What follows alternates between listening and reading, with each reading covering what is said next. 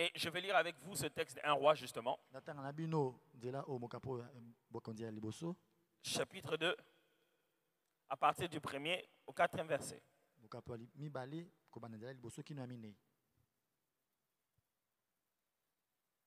y êtes?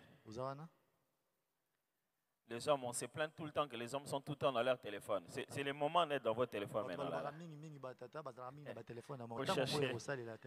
Vous cherchez les textes.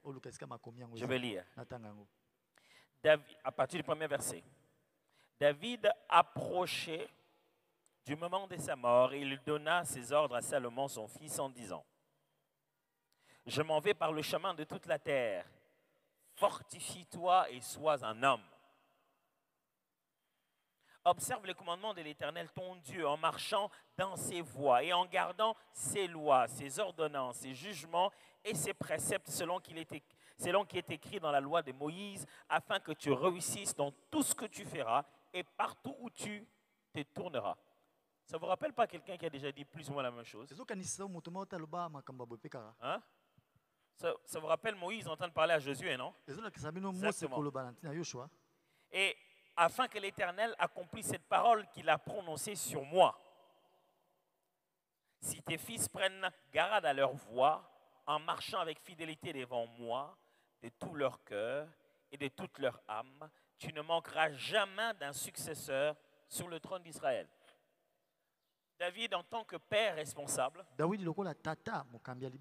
détient une promesse. La promesse de Dieu est que il va toujours avoir sur le trône la descendance de David.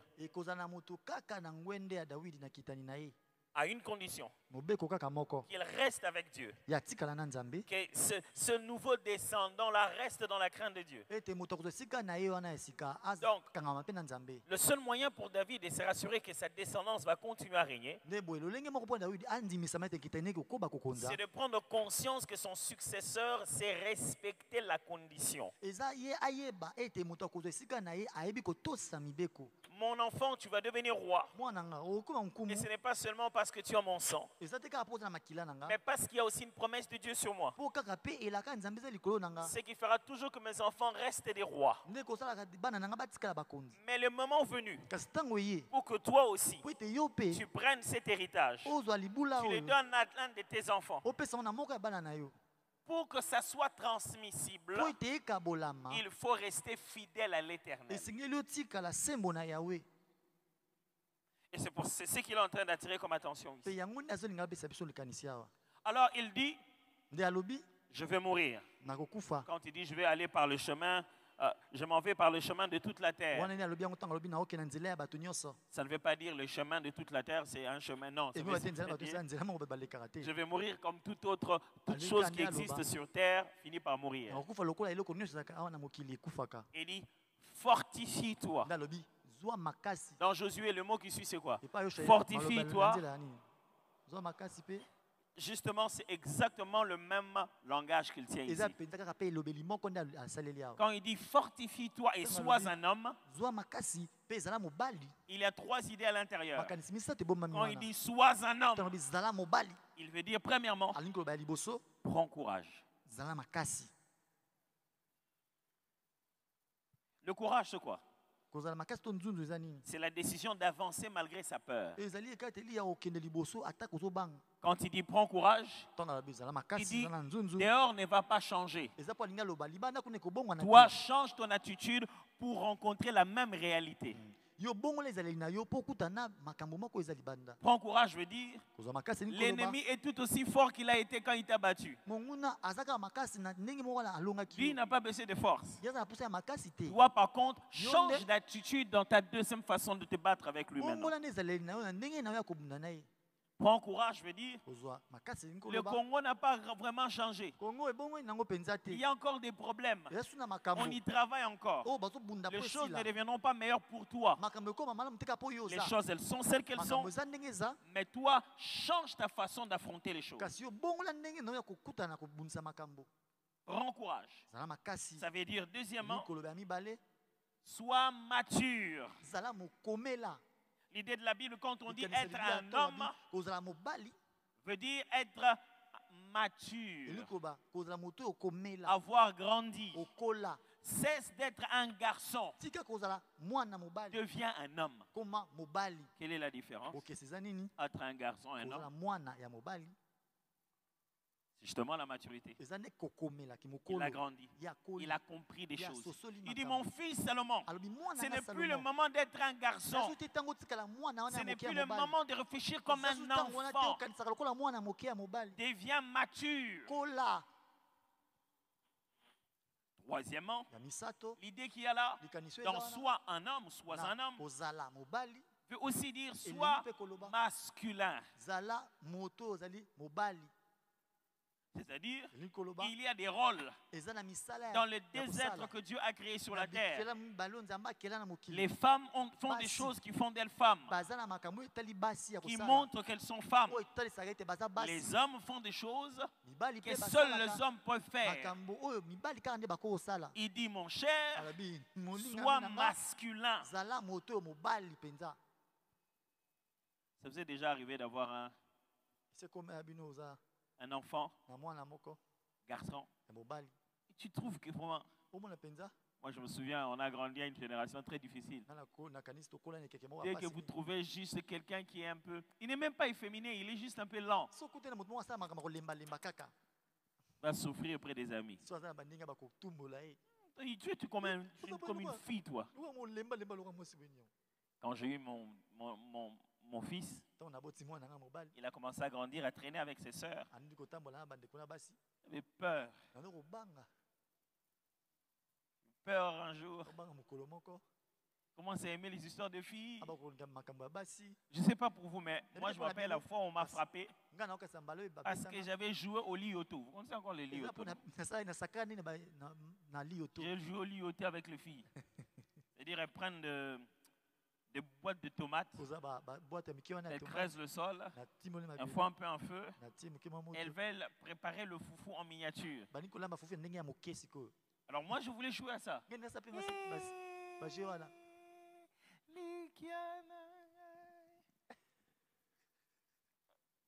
Et chez nous, il y a plus d'hommes que de femmes. epai na biso ya ndako eza na mibali ebele koleka basi On m'a bien rendu masculin ce jour-là. eza bazongisa nga nde mobali mokolo wana J'avais tellement peur que Roland devienne un mwana nga peu... mobali mpe ye mpe akoma Ce soir, je reviens. mokolo mwana mpoka nazongi Sa mère me dit, mama na ye alobi na nga tu sais pas ce qui s'est passé aujourd'hui. J'ai quoi? oyebi te kutoli kosala mia abi Il dit, il y avait un cancre là ezalaki na mpese moko awa qui est entré dans la maison. akotaki na ndako Toutes les filles ont commencé à sauter sur Basi les bandi chaises. kobanga, Hey, kobanga. hey. Maintenant, Roland leur a demandé, qu'est-ce qu'il y a? voilà tu nini yango Il dit, il y a un cancre là. ndo mpese moko aza Il est allé, ye akei il a vu, amoni il a piétiné. mpe aniati Il yango dit, c'est fini, abi non? oyisi nango nini yango Il dit, ouais, man, c'est ça, non, mon yango nde cher. mobali ye nde mobali Mon yango yo. c'est cela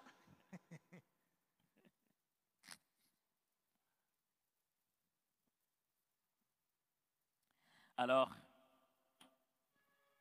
il veut dire, sois un homme. andi koloba zala mobali Il veut dire, sois masculin. zala mobali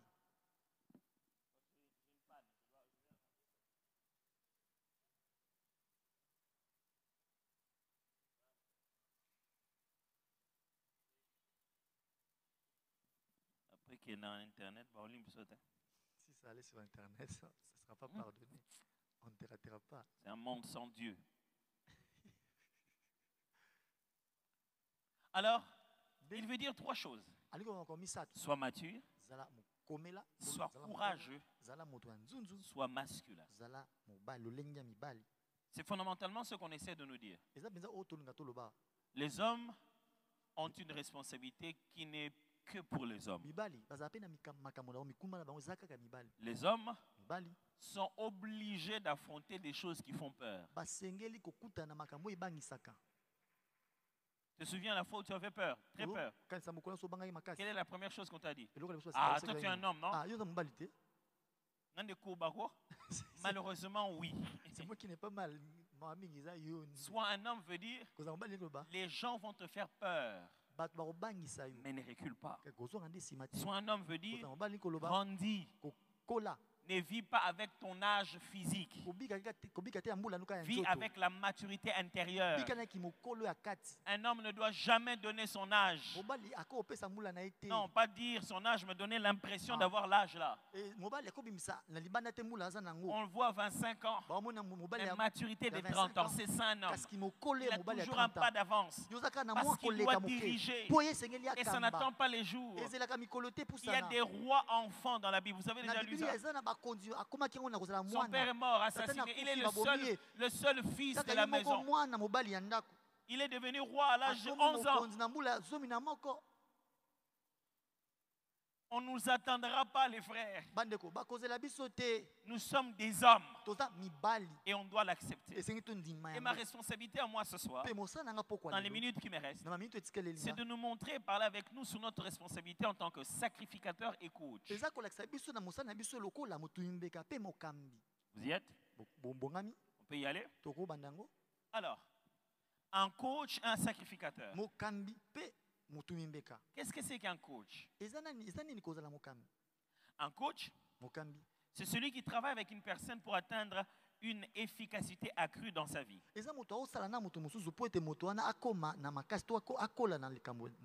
J'aide quelqu'un pour qu'il devienne très efficace dans sa vie. On m'appelle coach. Et non seulement dans la vie de la personne, mais des fois aussi dans sa carrière. Et comment il fait ça? Il utilise ce qu'on appelle de l'apprentissage ciblé. C'est-à-dire il t'apprend la chose dont tu as besoin pour devenir plus efficace. Le coach ne te dit pas qu'est-ce qu'est le ballon. Il regarde que tu es gardien de but. Il va te donner, te permettre d'apprendre des choses qui vont améliorer le gardien que tu es. Un coach, donc, c'est quelqu'un qui travaille avec une personne pour qu'on atteigne les objectifs de cette personne-là, en aidant cette personne à apprendre les choses bien précises, bien ciblées. Qu'est-ce qu'il veut, le coach?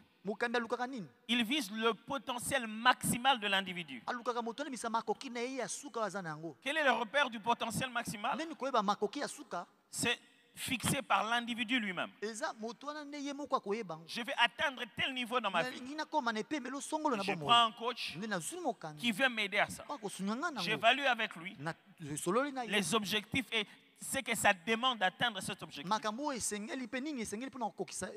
Et il m'aide. Coacher en soi, c'est un modèle de croissance. On t'aide à grandir dans ton potentiel. Mais ce modèle-là est rempli de directives. On te montre des orientations de ce qu'il faut faire. Et tout ça, c'est ce qu'il faut faire, pas réfléchir. Le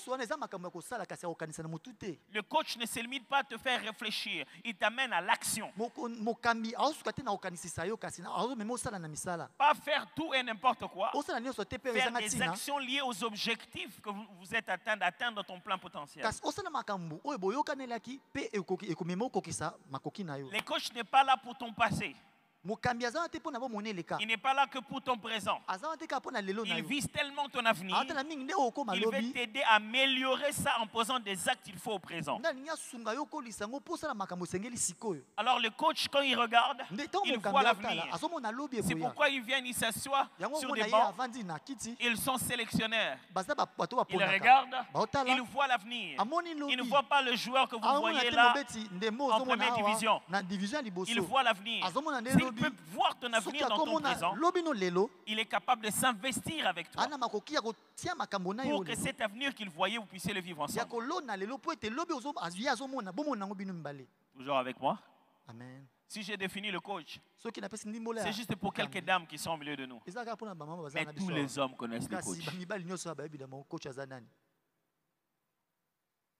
C'est comme quand on grandissait. Il y avait une conférence nationale souveraine en RDC, au Zaïre. Et à un moment, il y a eu aussi des consultations à Brazzaville.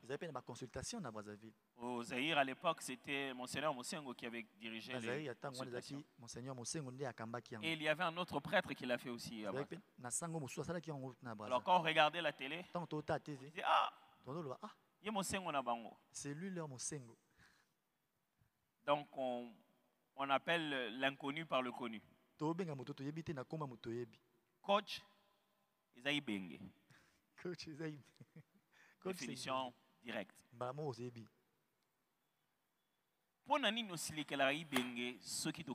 Pourquoi est-ce que tu te fâches contre Ibenge si on perd un match? Mais pourquoi est-ce que tu te fâches contre ton enfant s'il ne réussit pas à l'école? Le Ibenge de ton enfant, c'est toi. Je le répète. Pourquoi est-ce que tu te fâches contre Ibenge? Tu vas te disputer pour une histoire de Mourinho que tu n'as jamais rencontrée. Tu vas te plaindre au Zidane, il ne sait même plus travailler. Et pourquoi est-ce que l'enfant qui habite chez toi, s'il ne réussit pas, tu te fâches contre lui? Tous à la maison, il faut qu'on se fasse contre le coach. C'est toi le Mourinho de ta maison. C'est toi le Ibenge de ta maison. Ibenge, pourquoi est-ce qu'on n'a pas réussi?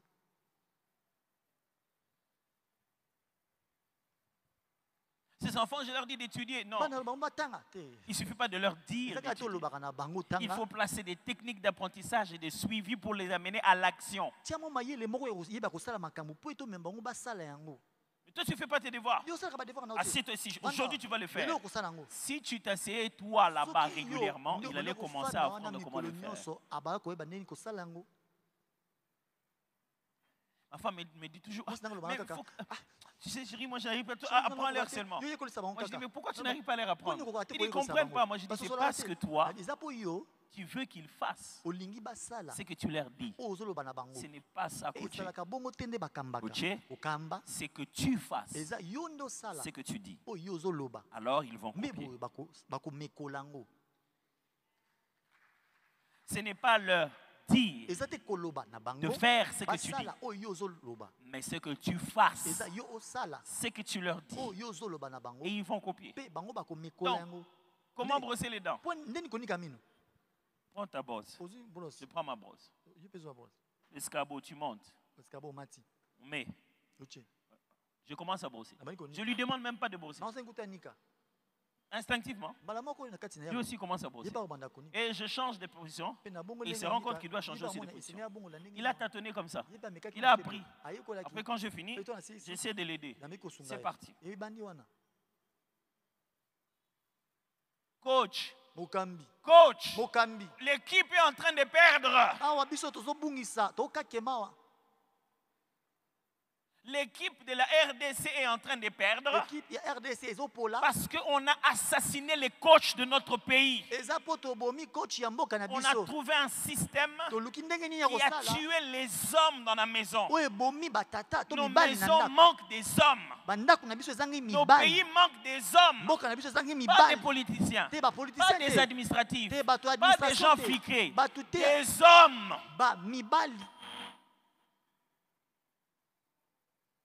Et quand vous suivez cet enseignement, vous vous rendrez compte qu'il ne suffit pas du genre. Il ne suffit pas qu'on soit né. Il faudrait vivre le fait d'être un homme. Lisons Marc chapitre 1, versets 16 et 18. Il suffit de regarder cette salle. Et vous vous rendrez compte que nous n'avons pas ici tous les hommes de cette église. Parce que quand on a dit homme, ça ne leur dit rien. Est-ce que vous comprenez de quoi je parle? Le concept homme est d'une individualité, d'un individualisme si fort que chacun pense qu'on ne peut devenir homme que selon lui. Et qu'il n'existe pas un modèle de masculinité. Pendant que le concept femme est d'une collégialité, qu'être femme doit respecter un standard commun. Donc les hommes sont des loups solitaires que chacun peut devenir comme il veut. Et les femmes sont un modèle communautaire qu'elles peuvent devenir tous sans travail collectif. Quelqu'un a tué ça. Ce n'est pas normal. Ce n'est pas normal. Du coup, on fait étudier les garçons et on apprend à vivre à la fille. Donc après avoir tellement étudié, il y a eu un travail, et il a eu un travail, il s'est même marié, mais chez lui il n'y a pas d'homme. Parce que personne ne lui a appris qu'est-ce que c'est qu'un homme. On lui a dit, l'homme étudie, l'homme ne pleure pas, l'homme ramène l'argent. Mais l'homme, il est qui? On doit obéir à l'homme. L'homme doit être fort. On lui a juste dit toutes ces choses. Et il ne sait même pas qu'est-ce que c'est qu'un homme. Je prie Dieu qu'à travers l'Église, on réapprenne à l'homme qui est réellement. Mon frère, ce n'est pas pour rien que le premier être humain était masculin. Et qu'après on devait sortir la femme de l'homme et non pas l'homme de la femme. Il y a quelque chose dans le genre masculin qui est très lié à la responsabilité divine. À son image, à sa ressemblance. L'homme qui a été créé, c'était un masculin. Et la femme est sortie de cette même image-là. Si on tue la masculinité, si on tue l'homme, si on tue l'image de l'homme, on détruit toute une société. La société n'a pas besoin des riches. Elle a besoin des hommes riches.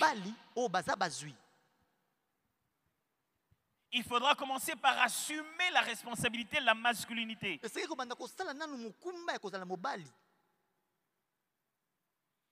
Marc chapitre 1, versets 16 à 18.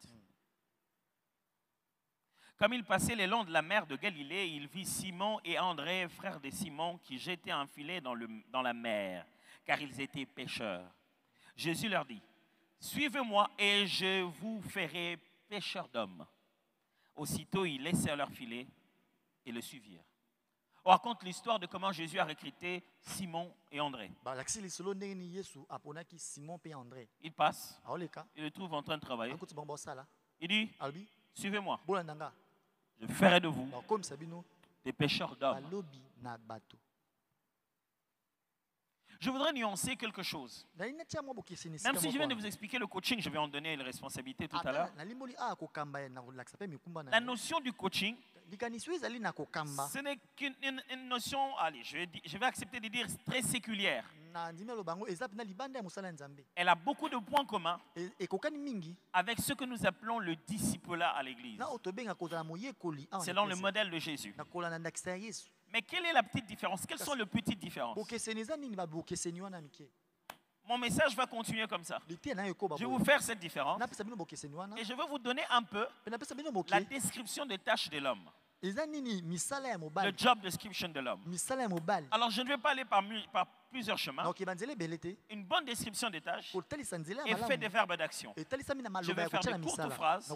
Ils sont les verbes d'action qui traduisent la responsabilité de l'homme en sacrificateur et en coach. De sorte qu'en sortant ici, nous sachons tout de suite qu'est-ce qu'il faut faire. Parce que l'heure est à l'action. J'en ai marre de voir les hommes qui manifestent leur masculinité sur le visage de leurs femmes.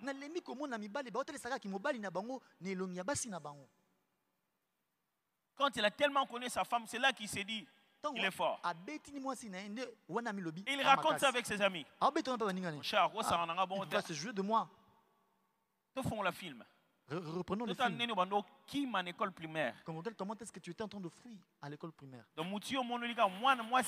Et la personne que tu as choisie pour montrer ta force, c'est la femme d'autrui.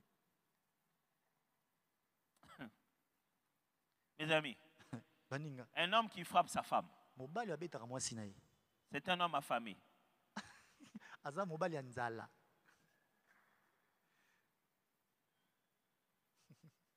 Je vous dis. Jésus nous appelle son épouse. Vous le voyez en train de nous frapper à tout moment. Comment il nous dirige? Par sa parole. Par son esprit. Par son exemple.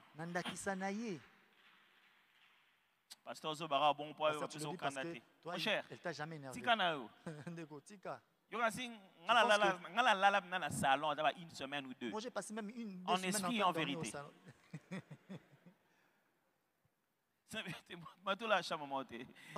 Quelque chose peut arriver. Je ne veux pas dormir dans la chambre parce que je veux garder ma foi. Mais tu veux me montrer que tu es un homme. Gagne le combat de ta propre colère.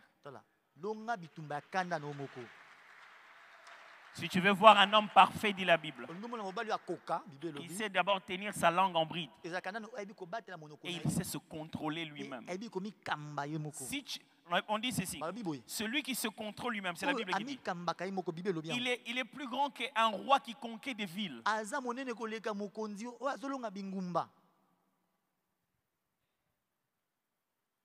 Écoutez une petite différence.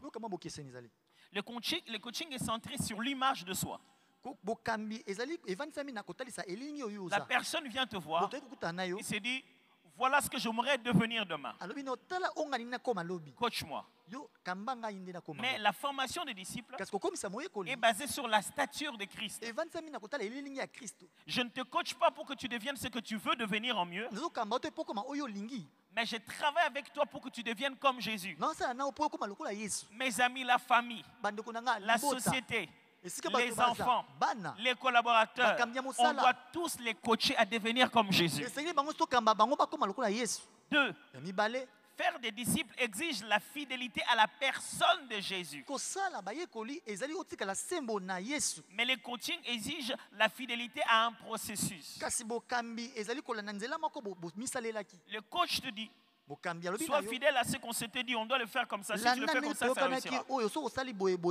Mais quand on est en train de faire des disciples, on dit, il faut respecter la parole de Dieu. Fais-les comme Jésus et alors tu réussiras. 3. Le coaching suppose que vous êtes expert de vous-même. On sous-entend que tu te connais très bien. C'est pourquoi tu es venu, tu dis, je ne me sens pas très bien, j'ai des douleurs au dos, tout ça là, je me sens lourd, je veux quand même que vous puissiez me coacher au sport, je vais baisser un peu le poids. Il lui vient te voir la première fois.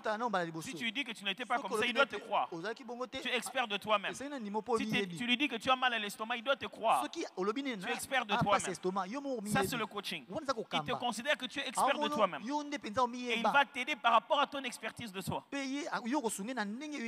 Mais la formation des disciples suppose que vous avez des choses à apprendre sur vous, venant de Dieu et des aînés. Quand on forme quelqu'un pour devenir disciple, ça suppose qu'il doit avoir l'humilité de savoir qu'il ne se connaît pas à 100%.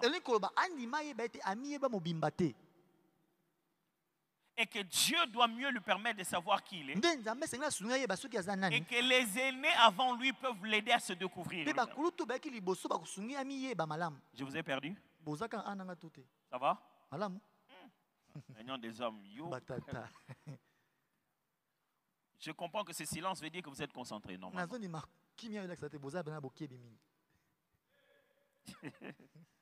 Merci mon cher, vraiment. Tu m'as beaucoup aidé mon cher.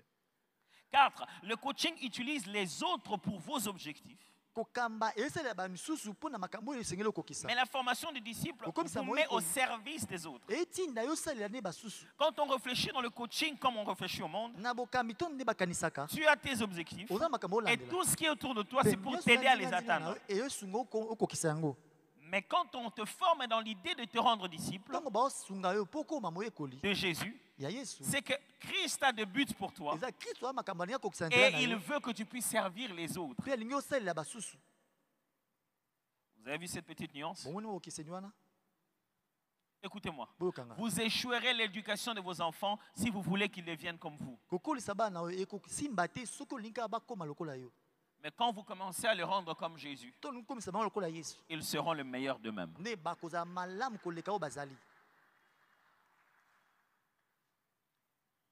Coach, Jésus passe à côté de l'eau. En coach, il trouve des gens. Leur objectif, pêcher des poissons. Et il les dit, mes amis, suivez-moi. Je vais vous coacher. Résultat, ça ne sera plus de poissons. Après, ce sont des hommes que vous allez commencer à gagner. Un véritable coach, c'est celui qui a un agenda clair de ce qu'il va faire de ses coachés. Tes enfants, ils vont devenir qui?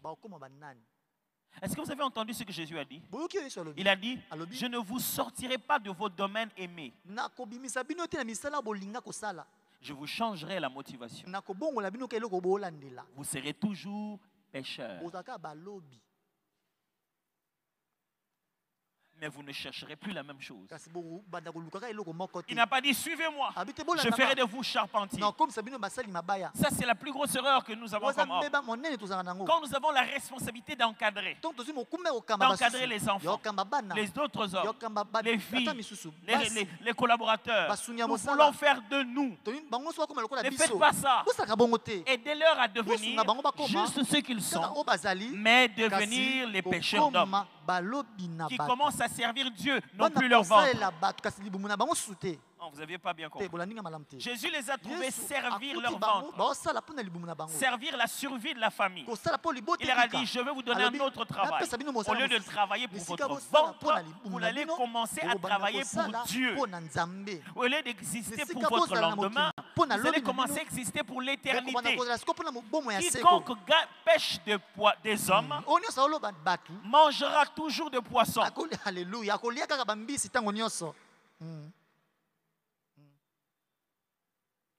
4 responsabilités de l'homme en tant que coach. 4. Vous y êtes? Les gars, vous êtes là toujours? Ça va? Ok.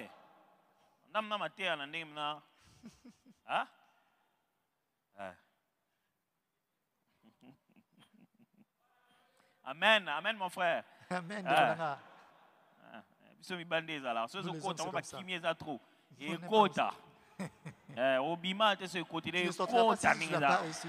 Ça va vraiment pénétrer.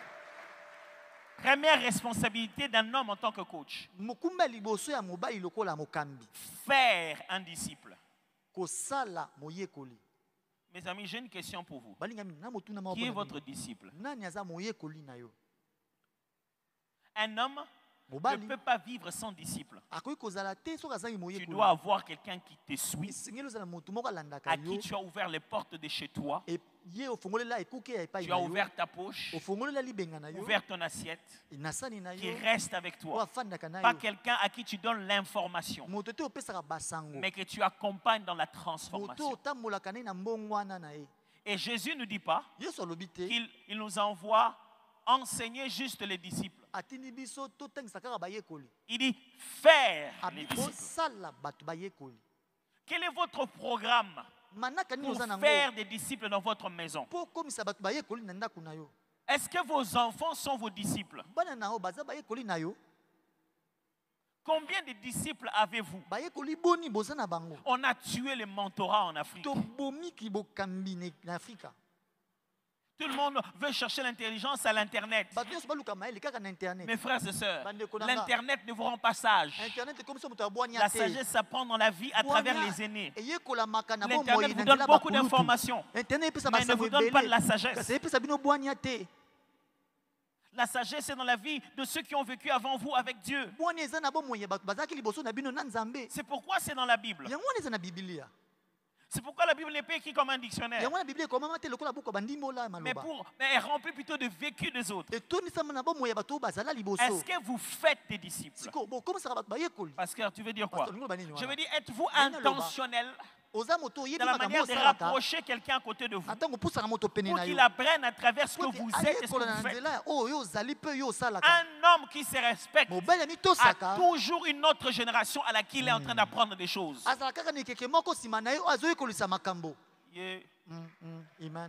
Baby. Au Congo, un homme qui se respecte, c'est celui qui marche toujours avec des petits bitinda,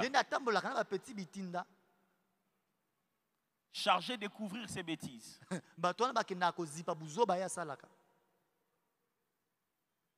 Quand il entre, dit, donne-moi ça, dit, c'est moi l'homme ici.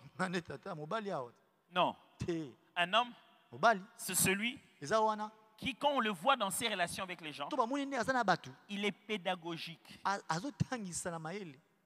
Chaque occasion de la vie est une opportunité pour apprendre quelque chose. C'est ça l'école de la sagesse. Lorsque les hommes ne font plus de disciples, une nation est en train de mourir. C'est que nos enfants ne reçoivent pas l'éducation de nous. Ils reçoivent de la télé. Je vous dis quelque chose qui va vous choquer. Puisque nous avons tellement bombardé nos enfants des télés internationaux. Les télés internationales. Ils regardent à l'extérieur. Nous sommes en train de tuer même nos produits de consommation locale. Un enfant ne se réveille pas un matin. Il dit, fais-moi la bouillie faite avec le maïs qu'on a. Des déchets. La bouillie faite de déchets. Mais jamais la bouillie faite de déchets. Tu as raté. Les déchets.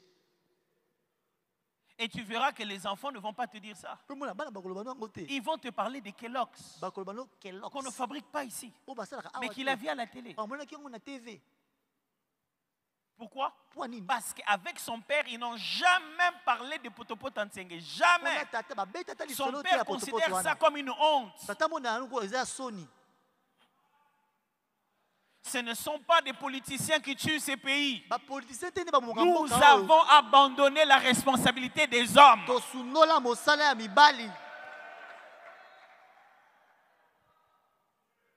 Nous avons eu une génération de parents trop occupés à faire des enfants qui n'en ont pas fait des hommes. Ils nous ont multipliés au point qu'ils n'avaient même pas le temps avec un seul pour le coacher. Tout ce qu'on sait d'eux, c'est que ces vieux shérifs, ces vieux ninjas, ces vieux Zorro, aucun souvenir d'avoir marché avec lui, d'avoir parlé avec lui, de l'avoir entendu te dire qu'il t'aime. Je sais que je vous demande quelque chose que vous n'avez pas reçu. Mais à tous ceux qui l'ont reçu, à ceux qui croient en son nom, il leur a donné le pouvoir de changer de père, de devenir enfant de Dieu.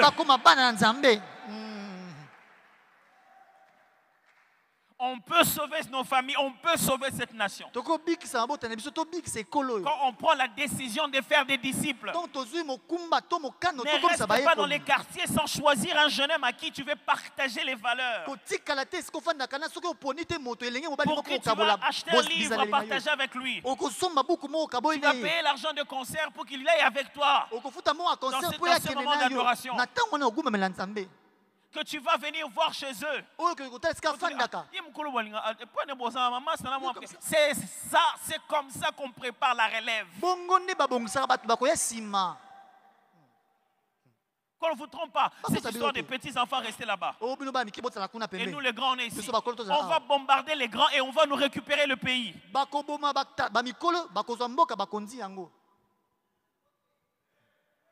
Vous prenez tout le monde, vous mettez dans un coin. Et les petits n'ont pas entendu le secret pour protéger la famille, protéger la nation, protéger nos biens. Ça n'a pas de sens. Où sont partis les hommes? Où sont partis les coachs? Où sont partis les faiseurs des disciples? C'est même entré dans l'église. Les gens qui boudent le plus à l'église, qui viennent de leur manière et qui rentrent de leur manière. Les hommes.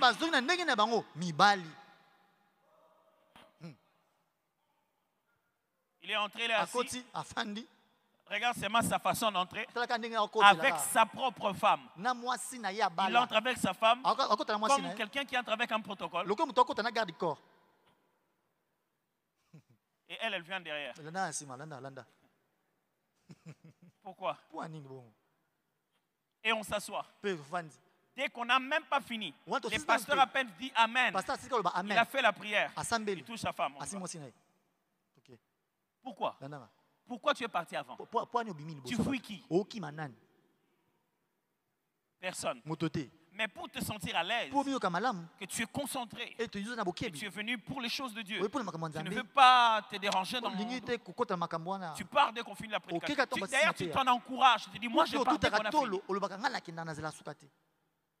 Donc Dieu a mal fait de t'avoir fait toi, et Dieu ne crée rien qui ne soit pas capable de se multiplier.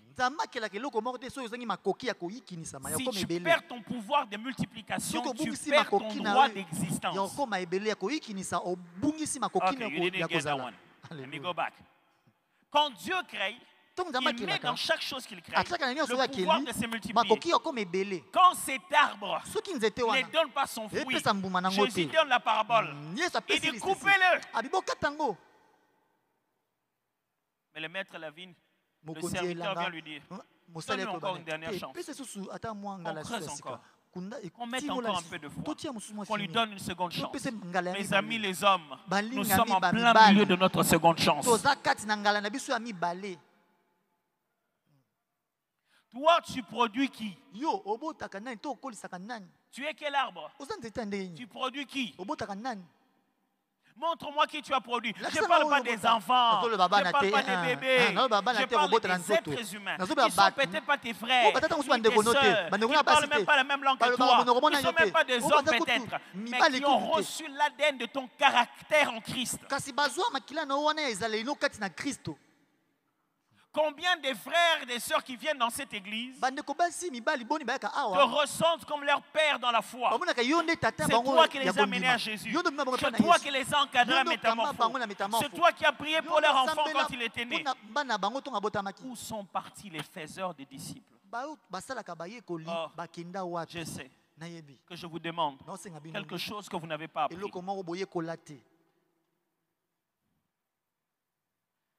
Mais si nous devons être des ancêtres d'une nouvelle génération, il faut qu'on le devienne.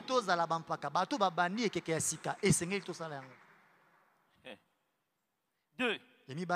Baptiser au même moment. Je suis juste en train de vous lire l'ordre suprême. Allez, faites de toutes les nations des disciples, les baptisants. Notre deuxième responsabilité de coach, c'est baptiser au moment où on est en train de faire le disciple. Quand tu apprends à quelqu'un des choses, il faut que tu lui laisses le temps de risquer. Apprendre quelqu'un, ce n'est pas le surprotéger. Si tu veux apprendre à quelqu'un à tenir, laisse-les pleurer. Laisse-les se cogner. Tu vois qu'il va se cogner. Laisse-les se cogner. Il faut le baptiser. Est-ce que quelqu'un me comprend là? Je n'ai pas dit tu dis viens petit, viens. Je vais te baptiser ici. Tu vas souffrir. Non. Je te dis, quels que soient les degrés de protection que tu vas faire pour lui, il finira par vivre sa propre expérience. Être un homme, c'est créer un cadre pour que les autres vivent leur propre expérience qui les fait grandir. Être un homme, ce n'est pas donner de l'argent à ton enfant à tout moment. C'est lui apprendre comment il peut gagner un seul dollar. Crée-lui son cadre de baptême financier. Est-ce que quelqu'un me comprend là? Un père te donne toujours l'opportunité d'échouer d'abord. Je veux que ma maison soit les endroits où Roland échoue. Pour que des morts, il ne puisse pas échouer. qu'il échoue ici. Quand je lui avais donné $200 et qu'il a mal utilisé, qu'il échoue à la maison, qu'il se retrouve à la nation pendant qu'il joue $2 milliards et commet les mêmes bêtises. Parce que de tout son temps dans la vie, c'est moi qui gérais même son argent. Pasteur, on n'a que $100. Si je lui donne, il va mal utiliser ça. Baptisez-les quand tu es en train de l'enseigner. 3. Modéliser l'imitation. Merci, très bien. Un coach donne le modèle à être imité. Il ne dit pas fais ça comme ça. Il fait ça comme ça. Il fait ça comme ça. Il fait ça comme ça. Jusqu'à ce qu'on commence à faire ça. Il fait ça comme ça. Jusqu'à ce qu'on commence à lui dire pourquoi tu fais ça comme ça.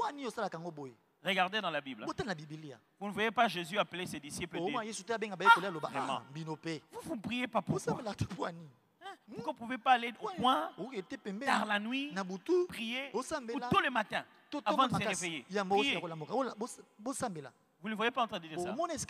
Par contre, Jésus priait à un certain endroit. Les disciples l'ont vu. Après avoir prié, ils sont venus le voir et dire, Maître, enseigne-nous comment prier. Modéliser. Modéliser veut dire vivre ta vie de façon à l'exposer auprès de la personne qui doit copier.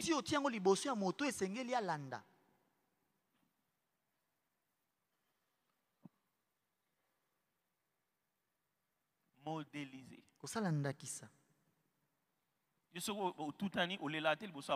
Comme toi tu commets une erreur, tu ne pleures pas devant les enfants. Qu'est-ce que tu leur dis? Il faut garder vos sentiments. Il y a une chose qui le fait pleurer, il ne saura pas. Parce qu'à la maison, on ne sait que cacher nos douleurs.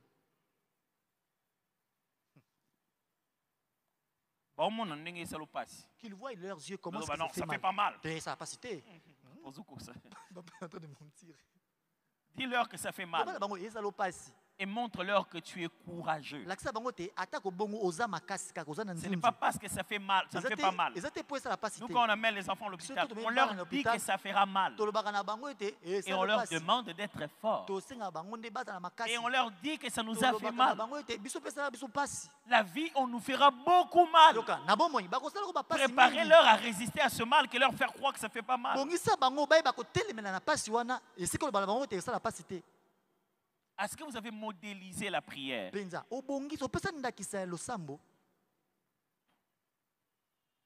Pourquoi jusqu'à 7 heures? Pourquoi tu ne fais pas tes devoirs? Papa, toi tu fais tes devoirs où? Papa, je ne t'ai jamais vu faire tes devoirs. Moi, j'ai déjà étudié. Mais là où tu travailles, tu n'as pas des choses à faire. Mais je fais ça tout ça au bureau et je reviens à la maison à 23 heures. Moi aussi, je fais ça tout ça à l'école. Donne le modèle de quelqu'un qui travaille dur. Amène cet ordinateur, travaille, et l'heure de travail est finie. Tu te lèves de l'ordinateur, tu vas manger, t'occuper de leur maman. On sent qu'il y a un temps pour étudier et il y a un temps pour s'occuper de sa famille. Il faut modéliser l'exemple.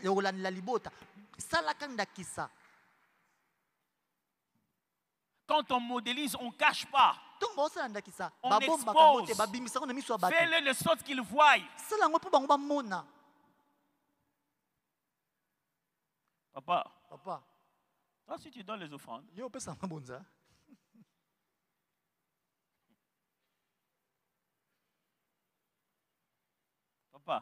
Papa, on avait dit qu'il faut qu'on fasse des vœux pour acheter la parcelle pour l'église. Pourquoi on n'en a jamais parlé depuis qu'on est revenu à la maison? Tu es en train de modéliser quelque chose chez ton enfant. Dieu est une affaire si individuelle, si religieuse, qu'elle n'a pas de place dans notre famille. Or, on insiste ici. Cultiver la vie de Christ. Ramener Jésus à la maison. Modèle. Notre pays est rempli de mauvais modèles. Mais j'ai une bonne nouvelle. Au milieu des mauvais, il y a aussi des bons. Vous n'êtes pas obligé de copier que les mauvais.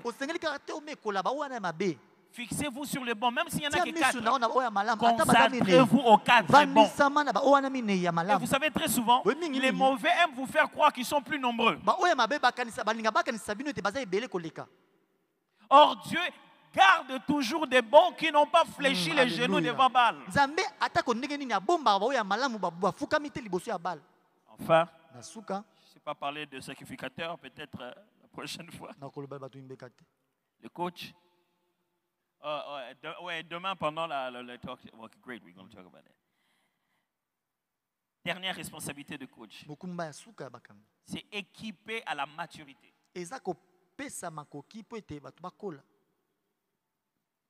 Donner les moyens pour que la personne devienne mûre. Équipé à la maturité. Tout ce que je vous enseigne, c'est le coach Jésus qui a appliqué ça sur nous pour que nous devenions des disciples.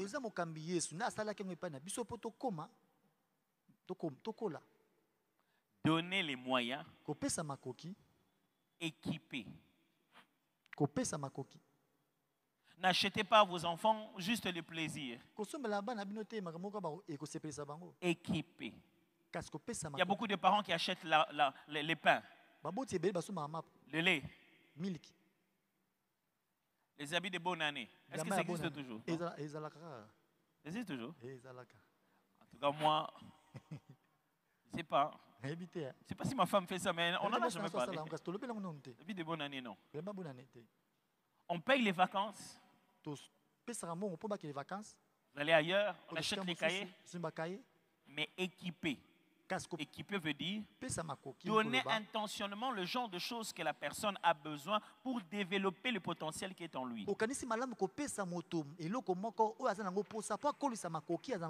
Ça suggère qu'il faut déjà que tu aies découvert son potentiel ou que tu sois en train d'étudier son potentiel. Quand je vais quelque part, je ne suis pas un grand acheteur des cadeaux des enfants, ça c'est ma femme. Elle en achète, même quand je lui dis que ça, on va détruire ça en 2 jours, mais elle achète quand même. Quand j'achète quelque chose pour un de mes enfants, c'est pour jouer, mais surtout pour s'entraîner à ce que je crois qu'il est. C'est pour attiser le goût de la chose en lui. Quand je l'amène quelque part, quand j'achète un livre, quand je le fais asseoir pour qu'il suive une vidéo, quand je l'encourage à aller dans un film, d'aller suivre quelque chose, je vais réveiller la chose qui est dedans. Oh, ben, donnez-lui la chose qui est dans sa passion. Pas juste un désir, mais un besoin qui est dans sa passion.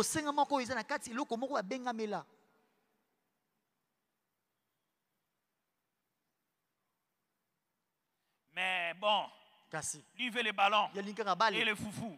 Si on lui donne le ballon, comment on va manger? On est vraiment sûr que si on met nos ballons, il ne va plus manger toute sa vie. Et qu'est-ce qu'il mange d'ailleurs? Essaie de voir si qu'est-ce qu'il mange en fait? Que vous mettez pour lui, il ne finit même pas ça. Ceux d'aujourd'hui aiment seulement le ketchup et le mayonnaise. Ne dis pas que tu travailles pour eux. Parce que dans la maison, ceux qui mangent beaucoup, ce n'est pas seulement eux. Tu ne vas pas acheter parce qu'eux ne vont pas manger. Mon cher, sois sincère.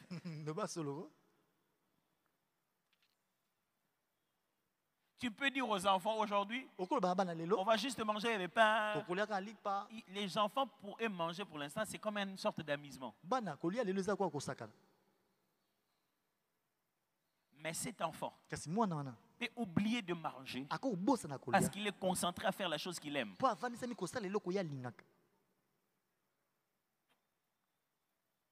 Être un coach, c'est donner à quelqu'un. Payer le prix, donner à quelqu'un. Tu sais que quand j'ai acheté ça, je viens, je lui donne. C'est directement lié au genre de choses qu'il aime. Et ça vous change.